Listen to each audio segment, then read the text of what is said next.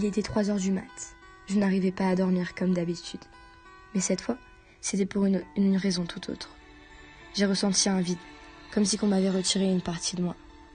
Je savais que quelque chose n'allait pas. Je le sentais.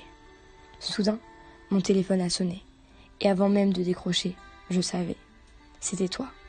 J'avais raison. C'était l'hôpital à l'autre bout du fil. L'homme a prononcé une phrase et le téléphone est tombé sur le sol. J'ai aussitôt sauté dans ma voiture.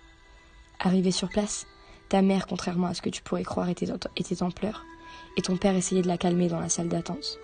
J'ai couru jusqu'à la chambre 239, et c'est alors que je t'ai vu, toi, allongé sur ce lit d'hôpital. Je n'arrivais pas à y croire. Je suis rentrée et je me suis assise à côté de toi. Je t'ai regardé un temps, puis je me suis effondrée. Je voulais juste une chose, que tu te réveilles et que tu me dises que tout allait bien, que tu me dises que ce n'était qu'un cauchemar. Mais cette fois, ce n'en était pas un.